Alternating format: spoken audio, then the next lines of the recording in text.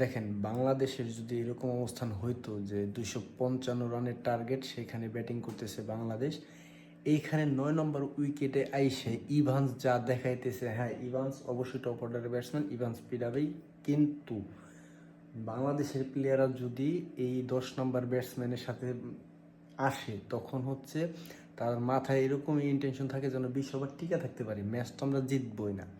কিন্তু আমার দেখে ইভান্সের খেলা দেখে মনে হইতেছে যে এই ইভান্স আপনার রান কত করা যায় এটার দিকে ফোকাস করতেছে।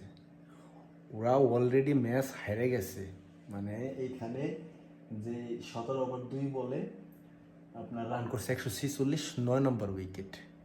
আবার বলতেছি 9 নম্বর উইকেট, 146 রান। সেখানে ইভান্স মানে পিটাইতেছে যে সে মনে হয় প্রথমে নামছে, এরকম একটা অবস্থানে। 10 নম্বরে যে প্লেয়ারটা আছে 6 বলে 7 রান করছে, টার্গেট হচ্ছে 205, মানে 255 রানের টার্গেট।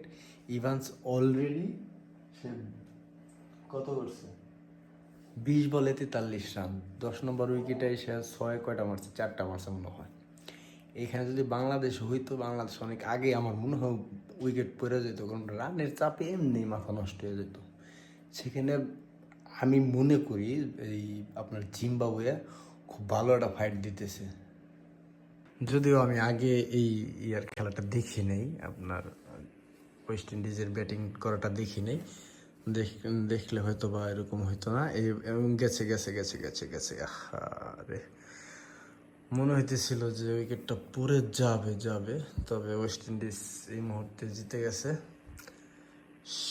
শেষ 8-এর প্রথম ম্যাচে ওয়েস্ট ইন্ডিজের জয়, এটা অবশ্যই অনেক বড় একটা জয়। 107 রানের বিশাল টার্গেট, এতে মানে ব্যাটিং করাটা, মানে 107 রানে জিতছে ম্যাচটা, এই 255 টার্গেটে ব্যাটিং করাটা বিশাল একটা বিষয়, অনেক বড় একটা চাপে।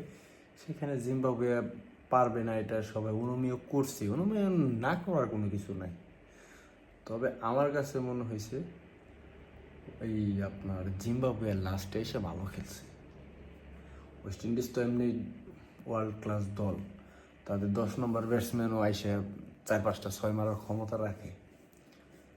সব কিছু মিলাই জেলায় ওয়েস্ট ইন্ডিজের ঠিক আছে, সব কিছু ওকে।